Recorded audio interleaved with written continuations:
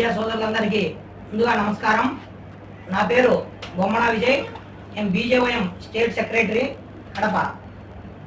మనం ఈ గత వారంలో ఈ మధ్యకాలంలో కడపలో చూసిన ఒక విషయం, అల్మాస్పేట సర్కిల్ పైన జరిగినటువంటి ఒక ఘర్షణ అనేది మనందరికీ తెలిసిన విషయమే.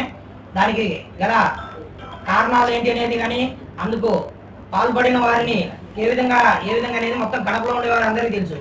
కాబట్టి అక్కడ జరిగిన సంఘర్షణలో లేదా అక్కడ జరిగిన రెండు మతాల మధ్య జరిగినప్పుడు మేము అక్కడికి వెళ్ళడం జరిగింది.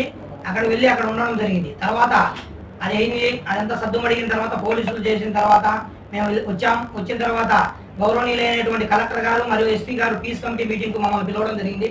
పీస్ కమిటీ మీటింగ్కి పిలిచి వారు మాకు కొన్ని రూల్స్ అండ్ రెగ్యులేషన్స్ మరియు మాకు కొన్ని పెట్టారు.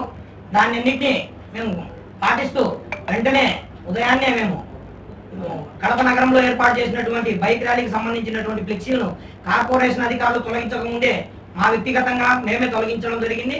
అదేవిధంగా తర్వాత ఆ రోజు నైట్ 1:30 టైంలో పోలీసు వారు మా ఇంటికి వచ్చి మమ్మల్ని విచారణ పేరుతో పోలీస్ స్టేషన్కు పిలవడం జరిగింది. మేము ఎటువంటి ఇబ్బంది పెట్టకుండా పోలీస్ స్టేషన్కు విచారణకు వెళ్ళడం జరిగింది. నైట్ అంతా మమ్మల్ని పోలీస్ స్టేషన్లోనే పెట్టుకున్నారు. ఉదయం 10:30, 11 గంటలకు 12 గంటలకు మమ్మల్ని విడుదల చేశారు పార్టీ వాళ్ళు వచ్చేసి. సరే అన్నాం. తర్వాత 10వ తేదీ ఎటువంటి బైక్ ర్యాలీ నిర్వహించలేదు. 11వ తేదీ ఎటువంటి బైక్ ర్యాలీ నిర్వహించలేదు. తర్వాత మా పెద్దలు మాకు సూచించారు, ఎటువంటి బైక్ ర్యాలీ కానీ లేదంటే ఎటువంటి ఇది కానీ మీరు చేయొద్దు, మనము శాంతిని కోరుకుందాం, మనకు ఒకరిపైన విజయం కానీ ఒకరిపైన గెలుపు కానీ ఇటువంటి వద్దు, మీరు రెచ్చగొట్టేటువంటి వ్యాఖ్యలు చేయొద్దు, ఇలాంటి ఇంతటితో ఆపేయండి అని చెప్పారు. సరే అని దానికి మేము కట్టుబడి ఉన్నాం. అదేవిధంగా ఉన్నాం. దీంట్లో భాగంగా 12వ తేదీ ఉదయం ఏదైతే అల్మాస్పేట సర్కిల్ వద్ద ఏర్పాటు చేసిన నూతన హనుమాన్ విగ్రహం వద్దకు మేము ఆ గుడి వద్దకు వెళ్ళడం జరిగింది. అతి కొద్ది మందితో, నేను మరియు ఇద్దరు ముగ్గురితో వెళ్ళాం. అక్కడ దేవుడి దర్శనం చేసుకుని అంతా విగ్రహ ప్రతిష్ఠ అయిన వెంటనే 2 టౌన్ సిఐ గారు మమ్మల్ని విచారణ పేరుతో మరోసారి స్టేషన్కు రావాలని కోరడం జరిగింది. నేను వెంటనే వారితో పాటే అక్కడి నుంచి స్టేషన్కు వెళ్ళాను. ఉదయం స్టేషన్కి వెళ్ళి అక్కడికి వెళ్ళిన తర్వాత ఏం లేదు విజయ్, నార్మల్గా నిన్ను విచారణ చేద్దామని వచ్చాము అన్నారు. సరే అన్నాను. అక్కడ సిఐ గారు కానీ లేదా ఇతర అధికారులు కానీ లేదంటే ఎస్బీఓలు కానీ అడిగిన ప్రశ్నలు అన్నిటికీ నేను సమాధానం చెప్పడం జరిగింది. నేను ఎటువంటి తప్పు చేయలేదు, లేదంటే ఎటువంటి రెచ్చగొట్టేది చేయలేదని వాళ్ళకు వివరించాను.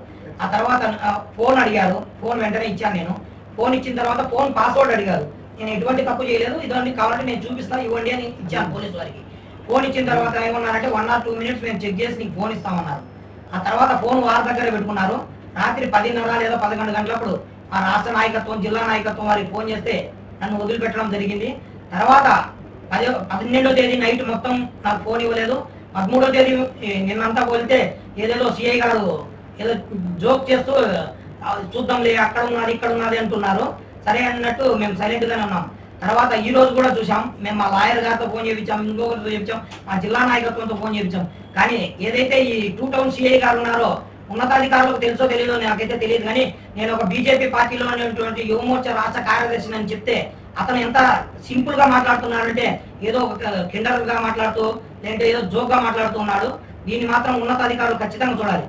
మీరు శాంతి కోరుకున్న వెంటనే శాంతి చేశాం. ఆ తర్వాత ఎటువంటి పోస్టులు పెట్టడం కానీ ఎటువంటి నినాదాలు చేయడం కానీ ఎటువంటి పిలుపు కానీ మేము ఇవ్వలేదు. కాబట్టి పోలీసు వాళ్ళు కూడా మాకు సహకరించవలసిందిగా చూస్తున్నాం. అంతే తప్పక మేమేదో నేరం చేసో లేకపోతే ఎవరితో తీవ్రవాదులతోనో సంబంధాలు పెట్టుకోలేదు. మా ఫోన్ తీసుకున్నారు. మీకు ఫోన్ తీసుకునే అధికారం ఎలాగో లేదు. కానీ నేను గౌరవం ఎందుకు ఇచ్చాము, నేను ఏ తప్పు చేయలేదు కాబట్టి నేను ఫోన్ ఇచ్చాను. ఫోన్ ఇచ్చిన తర్వాత మీరు ఫోన్ రిటర్న్ ఇవ్వడానికి మీకు ఎందుకు, ఏ రూల్ ప్రకారం మీరు ఫోన్ తీసుకున్నారు? ఒక రాష్ట్ర స్థాయి నాయకుడు నన్నే ఈ విధంగా ఇబ్బంది పెడుతున్నారంటే సాధారణమైనటువంటి హిందువులను ఏ విధంగా ఇబ్బంది పెడతారో ఒకసారి ఆలోచించవలసిందిగా చెప్తున్నాను. నేను ఏదైనా తప్పు చేసింటే నేను పారిపోయేవాడిని. నేను ఏదైనా ప్రేరేపించింటే నేను కడప నగరంలో ఉండేవాడినే కాదు. నేను ఇక్కడే ఉన్నా. పోలీసు వారు పిలిచినప్పుడు ఎప్పుడైనా వస్తా సార్, నేను ఇక్కడే ఉన్నా, నేను ఏ టైంలో పిలిచినా వస్తా, ఇక్కడే అందుబాటులో ఉంటా అని చెప్పాను. దానికి కూడా పోలీసు వారు ఎందుకు నా పైన వ్యక్తిగతమైన కక్ష పెట్టుకున్నారో అర్థం కావట్లేదు. నీతో ఎవరు తిరుగుతారు, నీతో ఎవరు ఉంటారు, ఆ పిల్లలు ఎవరు, ఈ పిల్లలు మొత్తం విచారణ జరిపారు. నాతో ఉండే పిల్లలంతా వెల్ ఎడ్యుకేటెడ్ పిల్లలే, అందరూ గ్రాడ్యుయేటెడ్ పూర్తి చేసిన వాళ్ళే ఉన్నారు. నాతో ఎవరు గంజాయి బ్యాచ్ కానీ రేప్ చేసేవాళ్ళు కానీ లేకపోతే మత్తు పదార్థాలు తీసుకునే పిల్లలు ఎవరు లేరు. అందరూ కూడా ఆడ స్వచ్ఛందంగా వచ్చారు. ఆడ హిందువుల పైన దాడి జరుగుతుంటే మేము చూస్తూ ఊరుకోలేమని వచ్చారు. నేను చెప్పాను, సార్ నా కాల్ డేటా మొత్తం చెక్ చేసుకోండి, లేదంటే నా వాట్సాప్ మెసేజ్ చెక్ చేసుకోండి. నేను ఎవరికి పిలుపుని ఇవ్వలేదు, ఎవరిని రమ్మని చెప్పలేదు. లేదు అంత మాత్రాన వాళ్ళు కొడుతుంటే మేమైతే చూస్తూ ఊరుకుంటలేము, వాళ్ళు కొడుతుంటే మేమేమైనా పరిగెత్తి వచ్చి మా ఇంట్లో దాక్కోలేము సార్ అని చెప్పాను. దానికి కూడా సిఐ గారు ఏమంటున్నారు, సరే మీరు ఎందుకు వచ్చారు, మీకేం సంబంధం అంటున్నారు. నేను ఒక హిందువుగా వచ్చాను సార్, నా బీజేపీ పార్టీ పక్కన పెట్టండి, నేను సాటి హిందువుగా వచ్చాను, ఒక హిందూ గుడి మీద జరుగుతుంటే అని చెప్పాను. అదే నా బాధ్యత. నేను చెప్తున్నా వాళ్ళకి ఇప్పుడు కూడా నేను మరోసారి తెలియజేస్తున్నా, అక్కడ జరిగిన ఘర్షణకు కానీ అక్కడ జరిగిన ఘర్షణలో నేను ఏదైనా ప్రేరేపించి కానీ లేదా పోలీసు వారి డ్రోన్ కెమెరా కానీ లేదా ఇంకోటి తిరిగింది కదా, నేను ఒక్క రాయైనా సరే వాళ్ళ పైన అటువైపు విసిరేసినట్టుంటే నా పైన వారు ఎటువంటి చర్యలు తీసుకున్నా దానికి నేను సిద్ధంగా ఉన్నా. ఎందుకంటే నేను ఒక నేషనల్ పార్టీలో ఉన్నా. ఈ రోజు పారిపోయినంత మాత్రాన రేపేం అయిపోదు. కానీ పోలీసు వారు కూడా మాకు తగినటువంటి గౌరవం ఇవ్వాల్సిందిగా కోరుతున్నాం. ఎందుకంటే అవతల ఏదో మతం మాత్రం ఎవడో పెంచి పోషించుతున్నారని మేము గతంలో 1 నెల క్రితం కమిషనర్ గారిని నేను కలిశాను. బీజేవైఎం తరఫున కలిసి కమిషనర్ గారికి చెప్పాం, సార్ ఈ విధంగా సర్కిల్ జరుగుతుంది, దీనివల్ల అనవసరమైన గొడవలు జరుగుతాయి, గతంలో ప్రొద్దుటూరులో అని వివరిస్తే కమిషనర్ గారు కూడా పట్టి పట్టనట్టు ఆ చూస్తాం లేండి, ఓకే ఇచ్చిపోండి అన్నారు. తర్వాత మా పెద్దలు ఎస్పీ గారిని కలిశారు. అన్ని జరుగుతూనే ఉన్నాయి.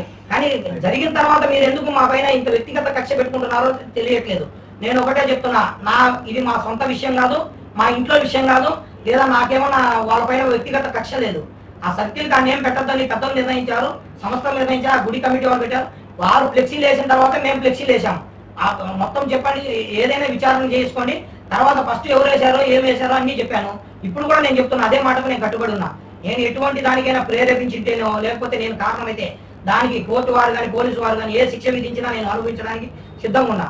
అంతే తప్పక నా పైన వ్యక్తిగతంగా కక్ష కట్టుకొని నా ఫోన్ తీసుకొని నా ఫోన్తో నా పాస్వర్డ్ ఇప్పించుకొని నా ఫోన్లో ఉన్నటువంటి ఏం చేసినా నాకేం భయం లేదు. నేనైతే ఎటువంటి గంజా వ్యాపారం చేయడం లేదు, ఎటువంటి డ్రగ్స్ వ్యాపారం చేయడం లేదు, ఎర్రచందనం వ్యాపారం చేయట్లేదు. నాకు ఎటువంటి భయం లేదు.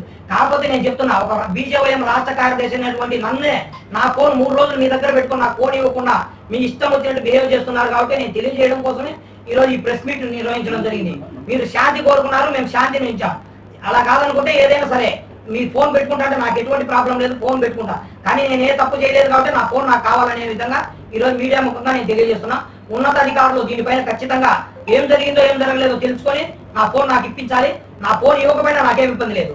తర్వాత నేను తెలియజేయాలనే ఈరోజు నేను ఈ ప్రెస్ మీట్ నిర్వహించడం జరిగింది. దయచేసి కడప జిల్లాలో ఉన్నటువంటి జిల్లా యంత్రాంగం అంతా మీరు శాంతి కావాలనుకున్నారు, శాంతినే మేము చెప్పాము. ఆ తర్వాత ఏదైనా మేము ఎవరితో అయినా మీటింగ్ పెట్టినట్టు కానీ లేదంటే రెచ్చగొట్టే విధానం పెట్టినట్టు కానీ బైక్ ర్యాలీ వద్దన్నారు, మేము బైక్ ర్యాలీ విరమించుకున్నాం. గుడి దగ్గరికి ఎంతో ఎక్కువ మంది రావద్దన్నారు, విరమించుకున్నాం. అంటే మీరు గుడి కూడా రావద్దని రిస్ట్రిక్షన్ ఏమైనా మాకు ఇచ్చినట్టే ఇచ్చిన తర్వాత నువ్వు ఎందుకు వచ్చావు అనొచ్చు. నాకు ఎటువంటి రిస్ట్రిక్షన్ చెప్పలేదు, నాకు ఏ పోలీస్ స్టేషన్ చెప్పలేదు. నేను గుడి దగ్గరికి వెళ్ళాను, అక్కడ ఉంటాయి కదా సీసీ కెమెరాలు, చెక్ చేసుకోండి. నా వ్యక్తిగత కారులో నేను మా వాళ్ళతో మా సొంత తమ్ములతో నేను వెళ్ళాను. వెళ్ళిన తర్వాత సిఐ గారు పిలిచారు, వచ్చాను. కాబట్టి దీన్ని మీడియా మిత్రులందరూ గమనించవలసిందిగా కోరుతున్నా. నమస్కారం.